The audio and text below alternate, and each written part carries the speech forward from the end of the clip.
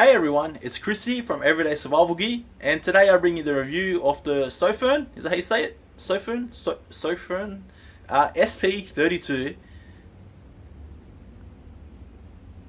And I don't know why my voice is going up like that, but yeah, it's basically a EDC style 18650 flashlight. Works off a single side switch. What else? It's got a pocket clip that's stainless steel. It comes with a lanyard. Let's get the review started. Alright guys, so here it is, the Sofirn SP32. So we'll just run over what it comes with. Basically, you get the light itself, you get the clip, and you get a lanyard, and two O-rings, and the instruction manual, and mine came with some other booklet also. There is another kit where you get the charger and the battery, but I don't have that kit on me. So yeah. The kit itself, actually, with the charger and the battery, is a really good price. It's only $23 US, and you're getting a lot of light for that price. And also, I'd like to welcome all of my new subscribers. I've had a few lately. Welcome to the channel, and I hope you enjoy it. So, first of all, we'll run over the specs. So, the SP32 uses a Cree XPL2 V6. This is my first light with XPL2, so it's pretty cool to have it on board. I'll show you guys how it looks. That's the XPL2. Correlated color temperature range from 53,500 to 57,000 K. So it's a pretty neutral white color, which is also another good inclusion of this light. You can't actually choose the tint. It just comes in a neutral white tint. It's probably better because if you can start choosing tint, it's a bit confusing for some people. So it's easier just having one neutral white tint. It has a working voltage of 2.8 to 8.4 volts. So basically with 8.4 volts, you can run two 16340s or one 18650 in this light. You can also run the off-the-shelf CR123s if you want to. Yeah, so its dimensions are 122.7 mils in length, 22.6 mils in diameter, and 23.6 mils head. Its net weight is 70.8 grams with no battery. So we'll put it up here and here next to an S2 Plus. That's the S2 Plus there. You can see it's not a whole lot bigger. It's pretty much the same size as the BLF A6. Just the tiniest bit bigger than the S2 Plus. Overall, it weighs pretty much the same. I think the S2s are about 68 grams, so they're pretty much the same size. So the SP32 comes with memory mode. They wrote down it's got a mirror reflector cup, so basically it just got a reflector. It doesn't use optics, obviously. No, actually it might have AR coated glass. Yeah, it does. It appears to have AR coated glass too. That's awesome. And they say it here. They say it has AR coated glass with anti-crash and wearable. It's made out of the usual aircraft grade aluminium alloy with hard anodizing type 3. Waterproof level IPX8. It can be used to 2 meters underwater, more than 30 minutes, and can be used in a rainstorm. Current output, blah blah blah, doesn't really matter. Battery reminder, lower than 3 volts. One mode blinks 3 times and get back to normal. Lower than 2.8 volts, one mode blinks 2 times per second and turns off 1 minute later. And it's got low voltage protection, which is what you want on a consumer grade flashlight. Low voltage protection is pretty important. That's pretty much it. So overall, in my opinion, this is a very well built flashlight. It's very well finished. For the price you're paying, you're getting a lot, as in the sense that it's got pretty decent output. It's very well finished. It looks nice. I just like it overall. Kind of, if I'm going to grab a light and I've got to choose between this light, the S2, and the BLF A6, I'm going to choose this light all the time. It's got a little bit of a different beam pattern. The XPL2 kind of gives it a different beam, and plus it's got a SMO reflector, so you can see it's got an SMO reflector, so it does kind of throw a little bit further than these other lights, which is what I like also. Alright, so now we'll run through the modes and the UI. Basically pretty standard basic UI. Push and hold to turn on. Then you get the low it's called, which is 3 lumens for 918 hours.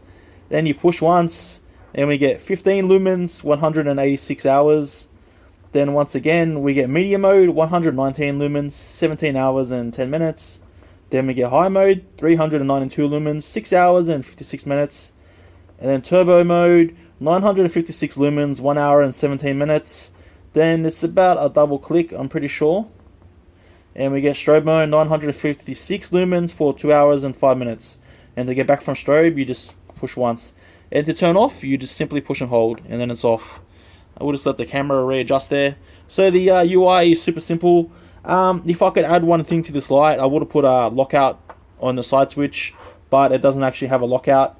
You can undo the towel cap because the threads are anodized, which does lock it out. I'll just show you guys that it doesn't actually turn on even when you roll it like so on the switch. So you can see the switch there. So that's pretty good because of the shape here. It kind of stops it from turning on. That kind of helps, I guess, if you got it in your pocket and your keys push it or something, it's going to still turn on. So as I said before, IPX8 to 2 meters underwater, 1 meter impact resistant. It's got a peak beam intensity of 9600 CD for a distance of 200 meters. So it is fairly throwy, but it's still very floody. You guys will get to see the beam in just about a minute. That's pretty much all the specs. They said they tested this with a 2800 milliamp 18650 hour battery. It does have a step down from high brightness after 3 minutes. So yeah, and then after 30 minutes in high brightness, it then steps down to medium mode. So it's kind of the same sort of step down as we saw on the Thorfire TK42, or TK12. I can't remember, but the last one that I reviewed. So kind of the same step down system as that. Alright, I'll try not to block the light. We'll just have a quick look around. The knurling is actually really nice. You can see I get ample grip trying to undo the towel cap. I've got a protected cell in mine right now. These came lubed already like that, very well. Gold plated springs at the back.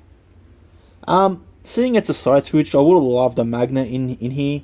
You can probably fit one on in there and still have it flat. So you can get a decent sized magnet inside there, neodymium. That should be able to hold it. You could probably also try and fit a magnet on the inside, but it would have to be fairly big. You can see the threads are all cut very well. So that's the stainless steel clip. It sits on very tightly. It'd be hard for me to get it off. I can't get it off like this. You can undo the head here. You can see these threads are also cut very well. O-ring there on the back and O-ring on the front. And also gold plated spring at the front. And it's got a retaining ring for the driver. Yeah, I tried to take it off the driver, but the cables are too short to the head, so it doesn't really work.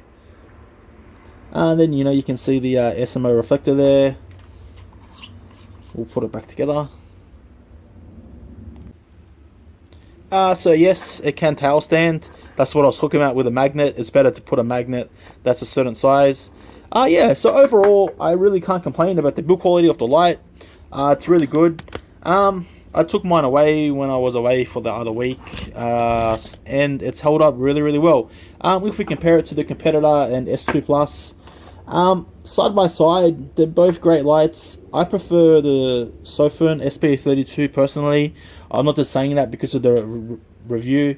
I kind of like its shape and its style. It's a little bit, I would say, better looking than the S2 Plus, but then the S2 Plus is like a staple for all of us.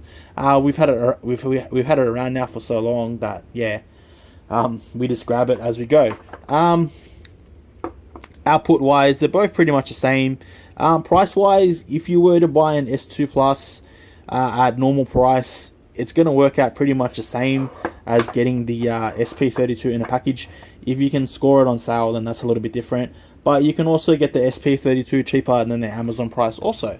Compared to the BLF A6, which is probably my most used light out of my whole collection, It's a hard choice because the A6 does have that extra power, but I still really do love the SP32.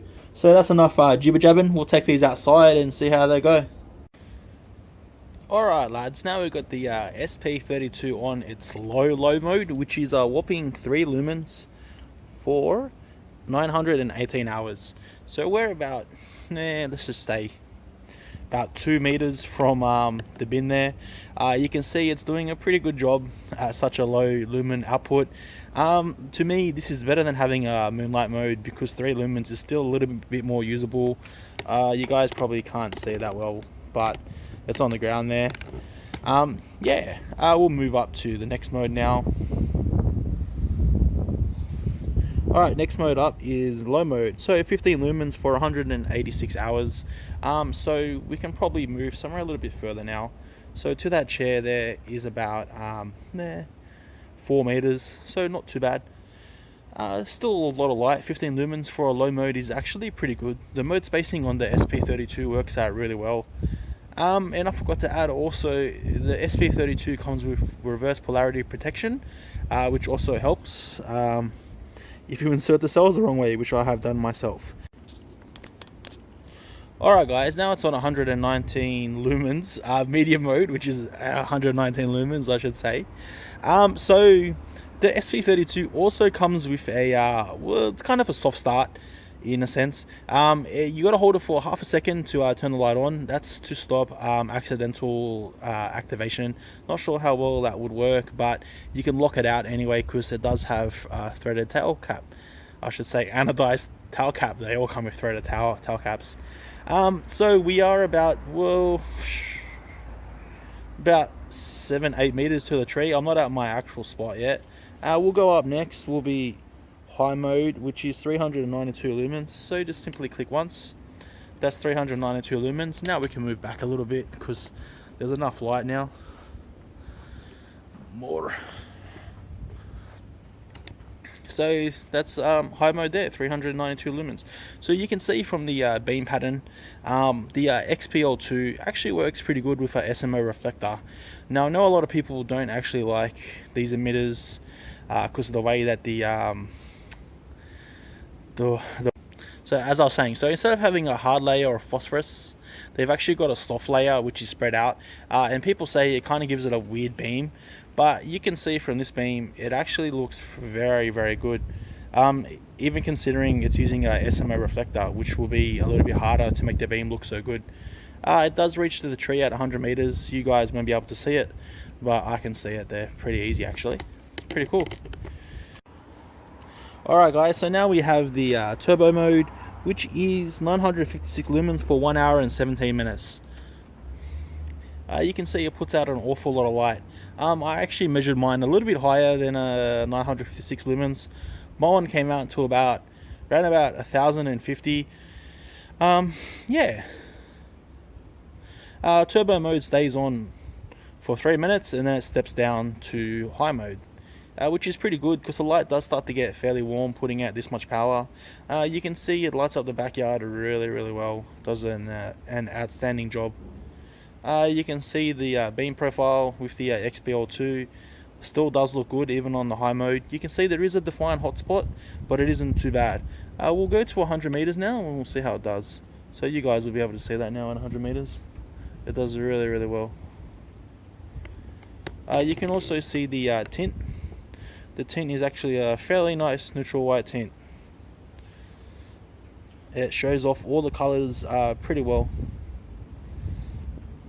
Alright, now we'll grab another light and we will compare it. I brought out two S2s and my BLF A6. They've all got different tints, so we'll see how they compare to each other. Alright lads, first up is a S2 Plus. This has pretty much got a cool white tint, but it's more so meant to be neutral. We'll see how it compares to the tint in the Sofirn SP32. So we'll turn it on now. So the Sofirn is to the left and the S2 Plus is to the right. So you can see brightness wise, this stock S2 Plus has nothing. It's a 3 amp driver, but the Sofirn is still much brighter. That could be because it's using an XPG2, but that is on a direct thermal path oxygen board also, so I highly doubt that. Tint wise, you can see the S2 Plus does actually look a lot cooler than what it actually is. It's still a fairly neutral white tint, maybe 6000K, which is getting to the colder side, but pretty big difference in tint and output. The Sofirn wins hands down. Alright lads, next up is my Convoy S2 Plus, also with an XPG2, but this one has more of a neutral white towards warm white tint. I'm pretty sure it's like a 4500K tint, but I could be wrong. It does look fairly warm on the camera, so we'll have a look how it goes. So Sofirn SP32 to the left and Convoy S2 Plus to the right. So you can see the tint is slightly warmer than the Sofirn. Output wise, the Sofirn SP32 does win hands down. This is the Sofirn here. You can see it lights up the backyard very easily, and this is the Convoy S2 Plus here. This is using a Nange 3 amp driver, and the Sofirn still puts out a lot more light. So you can see when I measure the output, it is a pretty high outputting light, the SP32. Tint wise, but I like them both. Probably the Sofirn is probably a little bit better being neutral white. That's probably also why you might be getting a little bit extra power, because of the neutral white tint compared to the warmish white tint in the S2 Plus. Next up, we'll grab my BLF A6 and see how it does. Alright guys, now we've got the BLF A6 on. You can see mine is a fairly warm white tint. This was like the 4500K tint, somewhere around there. It's a fairly similar setup. It is using a different reflector. The A6 does have the OP style reflector, while the SP32 uses a SMO. But the emitter wise, the A6 is using a XPL V6, and the SP32 is using a SPL 2 V6, so XPL 2 V6. So yeah, they're both top bins of the XPL families of their generations. So to the left is the SP32 and to the right is the BLF A6, and it just stepped down. Actually, performance wise is actually a lot similar. Is actually a fairly closely matched, which is very surprising. That's actually weird. Like, to be honest, my BLF A6 has spring bypasses back and front, and is running a high drain IMR cell, so I would be expecting output to be a lot more on the A6, but it's really not. Look at that. So that's the SP32 by itself, and that's the A6 by itself. They're actually fairly similarly closely matched. I'm not making any sense then, but yeah, pretty exciting actually. And both lights are starting to heat up, but the A6 is heating up a lot more. And just step down. Alright guys, so overall the SP32 is a really good light. I really like it. Very well built, it's got ample output. It's a really good price. You can't really beat it for the price, to be honest. At $23 from their Amazon, you can probably score it cheaper by buying the light itself without the kit. Like, it's a very hard light to beat. I'm not actually a fan of electronic side switches, but this light has kind of won me over because I really like it. After taking it away with me on a job for 2 weeks, like, I can't complain. It served me well. Alright guys, this has been Chris from Everyday Survival Gear, bringing you the review of the Sofirn SP32. As always, I hope you enjoyed the review, and like and subscribe, and thanks for watching lads.